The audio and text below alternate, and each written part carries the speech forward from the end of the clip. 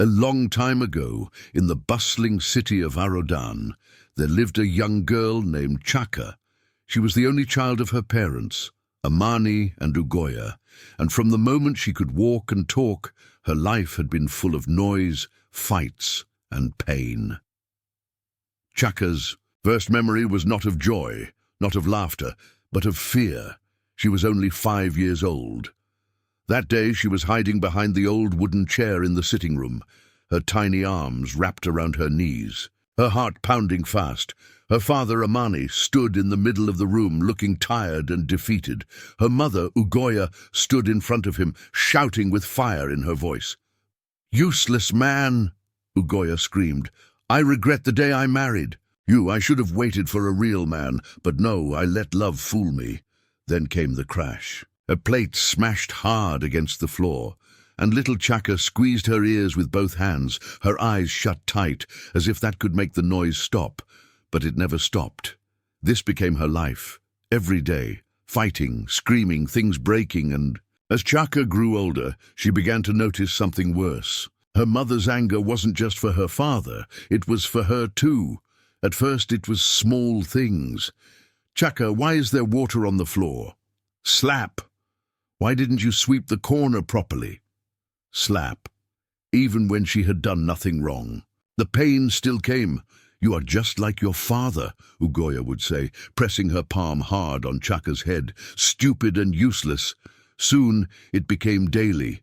If Chaka broke a plate, the whole neighborhood would hear the war that followed. If she forgot something small, insults rained like fire. By the time she was 14, she no longer wondered if her mother hated her. She knew the answer. No matter what she did, it would never be good enough. Her only comfort was her father, Amani. But even his love was quiet, too quiet. He never hit her, never shouted, never raised a hand. But he also never protected her. When Ugoya beat Chaka, Amani would come to her room afterward. He would sit beside her on the small wooden bed, rub her back gently and whisper, "Sorry." That was all. "No, I will stop her. No, it won't happen again. Just sorry." Chaka would nod silently, tears in her eyes. Because what else could she do? She knew her father had his own battles to fight. She couldn't help him, and he couldn't help her. When Chaka finished secondary school, she had only one dream, to escape that house. She prayed with all her heart for admission into a university. She begged God, cried quietly at night, and when the admission letter finally came, she wept with joy. On the day she packed her bags, her mother stood by the doorway, arms folded, watching her. "So, you're running away, Abby?" Ugoya scoffed with a bitter smile. Chaka didn't answer. She didn't look back. As she entered the bus that would take her to school, she felt something she had never truly felt before. Peace, even if it was temporary. It was hers. At the university, Chaka buried herself in her books. While other students rushed home during the holidays, Chaka stayed back, alone but free, and when she had no choice but to go home, she did everything to avoid her mother. Because she knew, even at 21, Ugoya could still slap her like a child. For years, Chaka endured the same insults, the same beatings, the same heartbreak. She watched her mother tear her father's spirit apart, word by word. And she saw that man, Amani, once strong, slowly become a shadow of himself. But that morning, something changed. Chaka was in her final year now. She had come home for a short break. She had just finished her breakfast when she heard it. Again, the shouting she didn't need to guess. Her mother was at it again, screaming, pulling at her father's shirt, forcing another argument on a man who didn't want to fight. From the kitchen, Chaka heard her father's weak voice. "Ugoya, please stop. The neighbors will hear." But Ugoya didn't care. She never did, and something inside Chaka snapped. She stood up slowly, her spoon still on the table, her heart burning.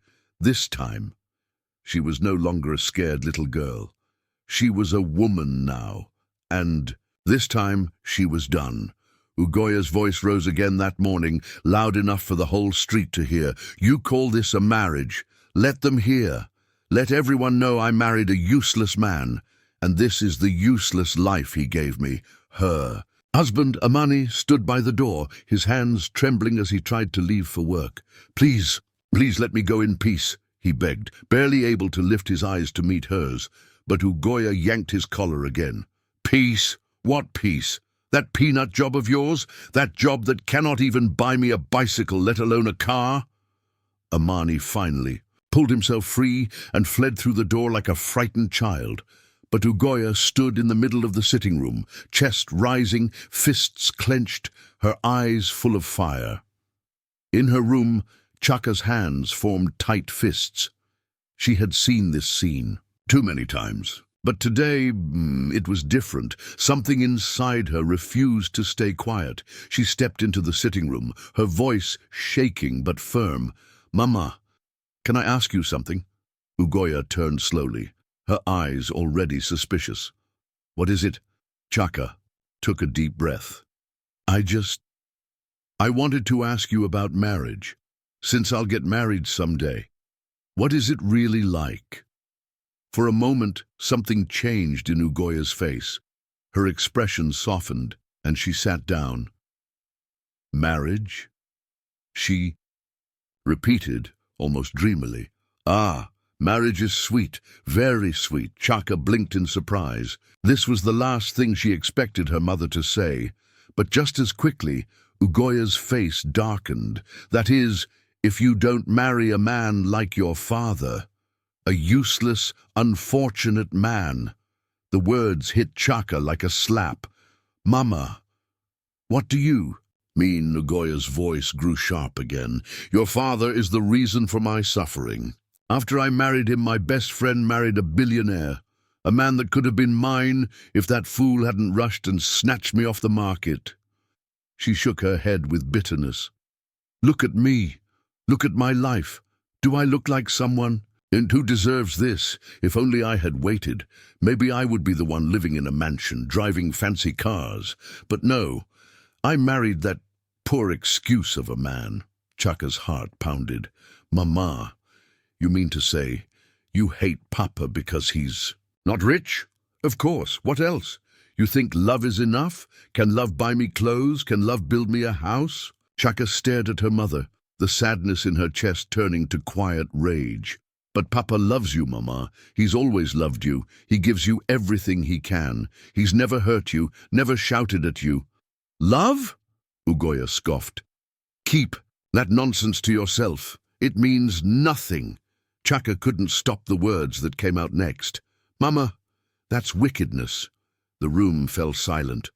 Ugoya's eyes locked onto hers, dark and wide with disbelief. "What did you just say?" Chaka swallowed but stood her ground. "I said it's wicked. The way you treat Papa is wrong. How would you feel if your own son was treated like this? If his wife beat him down every day because he wasn't rich, would you call that fair?" "Shut up!" Ugoya screamed. She raised her hand. Slap! The blow landed hard. Chaka's eyes watered instantly, her vision blurred. Her cheek burned, but she didn't stop. She stood there, breathing hard. "No, Mama, you are a wicked woman, and Papa does not deserve this, and neither do I." Ugoya's nose flared, her chest heaved. "So you think you've grown wings, eh? Because small boys in university are now sweet-talking you?" She lifted her hand again to strike her, but this time Chaka caught it. She held her mother's wrist in midair, firm, strong, shaking. Ugoya's eyes widened. For the first time in her life, someone had stopped her. Chaka didn't think. She reacted. She pushed. Her mother stumbled backward, fell, hit the floor with a thud. For a long, silent moment, nothing moved. Ugoya stared up at her in disbelief, her mouth slightly open, her pride shattered. Chaka stood over her, trembling, her hands shaking, her heart pounding like thunder in her chest. Ugoya finally spoke, voice low and venomous. "Chaka, you will regret this, mark my words." But Chaka was already turning away. She ran to her room, tears rolling down her face. She began to pack. Her heart was heavy, but her mind was clear. She couldn't stay another minute. This house was a prison, and she was done being the prisoner. She scribbled a note and placed it gently on her father's table. "Papa, I love you, but I cannot stay in this house anymore. I will not return as long as Mama is still here. Chaka." Then with a small bag and a heart full of fire and fear, she walked away, not just from her mother, but from the years of pain that had tried to bury her. She didn't know what was ahead, but for the first time in her life, Chaka had chosen herself. When Chaka left that house, she didn't look back, and not once. She didn't care where she would sleep that night. All she knew was that she was never going back to the place where her mother's voice crushed her and her father's silence drowned her. That evening, she slept on a bench in front of a closed shop. And that night, as mosquitoes feasted on her skin and the city lights flickered above her, she whispered to herself, "I will build a life, a big one, and one day she will see." That was how Chaka's new journey began. She went on to finish her studies, graduating with strong grades. By grace and grit, she landed a job as a marketer in a respected company. She was smart, well-spoken, and confident. Chaka believed this was the beginning of the life she had always prayed for. But life in the real world wasn't kind. At first, everything felt fresh. New shoes, smart clothes, small wins. She smiled more. She believed she was finally free. Then came the targets. Every month, her boss repeated the same threat. "Chaka, you're one of our best, but if you don't hit your numbers, you'll be replaced." She wasn't scared at first. She believed in herself. She worked late, called clients, polished her pitch, but slowly she saw what her industry truly was. Every man she pitched to wanted something else. "Let's discuss it over dinner," one would say with a smirk. "Just be my babe," another whispered, "and you'll never miss target again." One day, a bold client leaned forward during a meeting and said, "Sleep with me tonight, and I'll give your company a contract worth millions." Chaka froze. Her stomach churned. She wanted to walk away. She wanted to scream. But she didn't. Her job was on the line, so she did something she never imagined. She said yes. "I'll do it just this once," she told herself, shaking in the bathroom mirror. But one time turned into two, then many. At first, she hated it. Then she accepted it. Then she used it. She told herself she was still in control. If men saw her as a toy, she'd play back. If they saw her as a body, she'd make sure they paid for it. Soon, Chaka had a nice apartment. The landlord gave it for free after one weekend visit. She had money in her account, gifts arriving weekly, new phones, new clothes, politicians, businessmen, old, young, single, married, it didn't matter anymore. But deep inside, she was hollow. All her old friends got married. None invited her. She only saw the weddings on Instagram. They were radiant in white gowns, holding hands with men who saw them as wives. And Chaka? Nobody ever asked her to be more than a secret. She became a legend, but not the good kind. To some, she was a fantasy. To others, a cautionary tale. To herself, she was a shadow, always seen, never loved. But she kept living. Because what else could she do? Then came Chief Oneda. They met at a charity dinner. He was married, wealthy, influential, but Chaka didn't care. She was used to men like him. Only this time, it felt different. He called her every morning, sent her flowers at work, took her on trips she could only dream of. She didn't love him, but for once she felt almost respected. She thought maybe this one would last. Then one evening, the unexpected happened. She was summoned by the village elders. Chief Oneda's wife had found out. She stormed the village council and demanded justice, not only for herself, but for the shame it brought to their household. Chaka was stunned. She had played with fire before, but never had it reached the council of elders. The elders sat beneath the old Iroko tree, dressed in white, their eyes heavy with judgment. "Chaka," one said sternly, "do you know how many homes have broken because of you?" Another added, "You wear perfume and money like armor, but your spirit is empty." She sat still, her heart pounding. "We have heard too many whispers. Today we speak truth. You must answer." Chaka's throat tightened. For a moment she thought of defending herself. But what would she say? That she was just trying to survive. That she never had a mother's hug, a father's protection, that the world showed her no softness, so she became hard. She sat there, eyes cast down, surrounded by the echoes of all her choices, and for the first time in a long while, she felt shame. The slap still echoed in Chaka's ears.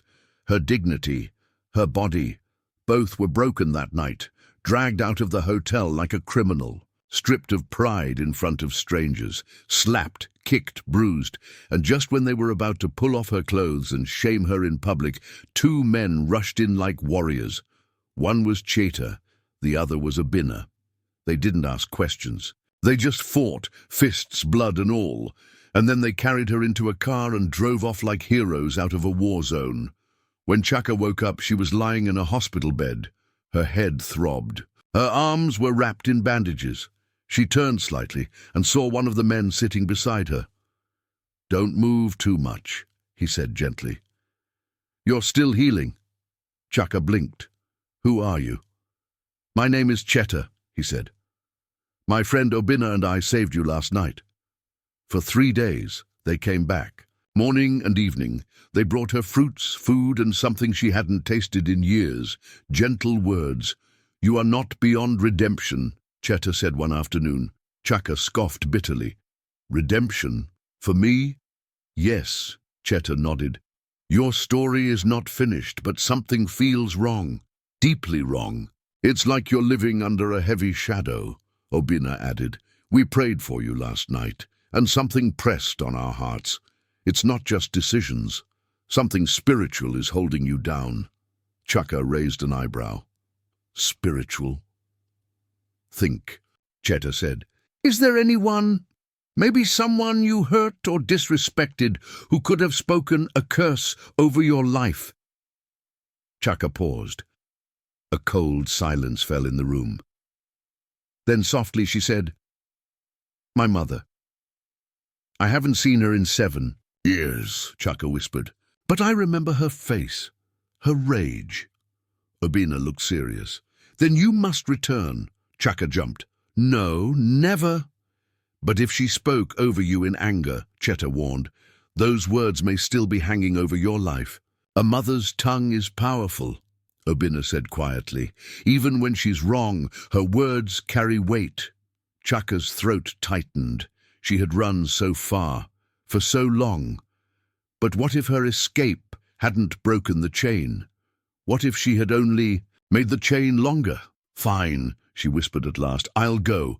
The road to her village felt like a road to a funeral. Every tree reminded her of a slap. Every curve reminded her of a scream. She hadn't seen her mother in 7 years. She had buried the village inside her, pretending it didn't exist. But now she was returning to the one place she swore never to see again. When they got to the house, it looked exactly the same. Same cracked walls, same rusted gate, same broken piece. Chaka and Obinna led the way. They knocked, the door creaked open, and there she was, Ugo, older now, but still with that same burning stare. Her eyes widened when she saw Chaka, then they narrowed. "What are you doing here?" she snapped. Chaka opened her mouth. Nothing came out. Chaka stepped forward politely. "Good afternoon, Ma. Please, we need to speak with you." Ugo folded her arms. "About what?" Obinna stepped forward. His voice was low but respectful. "It's about Chaka. Something is wrong. Her life is not going well, and we believe it might be tied to something you once said." For a moment, Ugo said nothing. Then she laughed bitterly. "Oh, so now she remembers she has a mother." Chaka stayed calm. "Please, Ma. If there is anything you said in anger, we beg you, please forgive her, release her, just speak peace over her," Ugo hissed. "She ran away, she left me and never looked back. After all I suffered for her." Chaka's Voice cracked. Mama, I ran away because you hated me, because you beat me like a thief. I didn't even know what love felt like. Ugo's jaw clenched, but she didn't speak. Obina whispered, Please, Ma, you don't have to like her. Just bless her so that she can live again. Then something shifted in Ugo's face. Her voice softened just a little.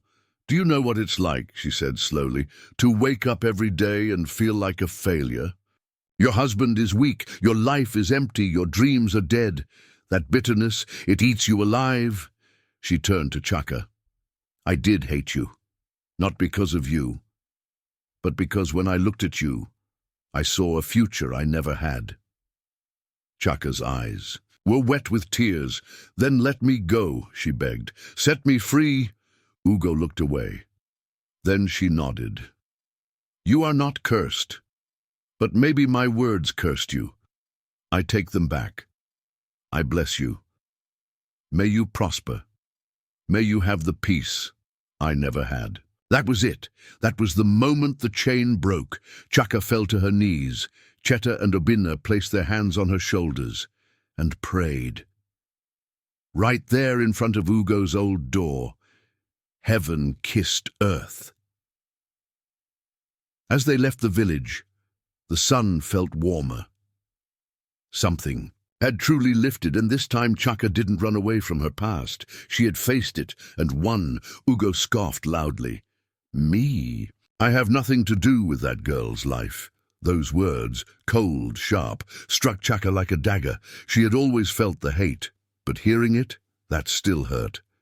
Just then, the door creaked, and Amazi, her quiet, weary father, stepped into the room. He saw Chaka and froze.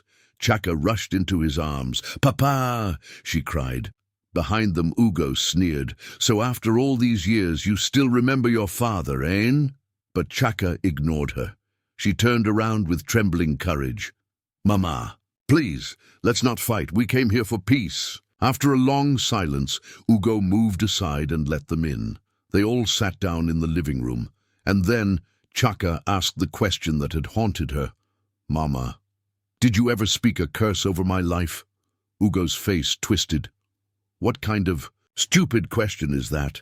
But Cheta leaned in. Please, Ma, this is serious. Her life has been stuck. Spiritually, something is wrong. Ugo folded her arms and hissed, I don't know what you people are saying. Then to silence. A pause, a shift. The day she pushed me, Ugo finally muttered, I spoke a curse. The air went cold. Chaka's heart pounded. What did you say? Ugo looked at the floor. Her voice was low but cruelly clear. I said she would never end well. That she would always have to give her body to survive.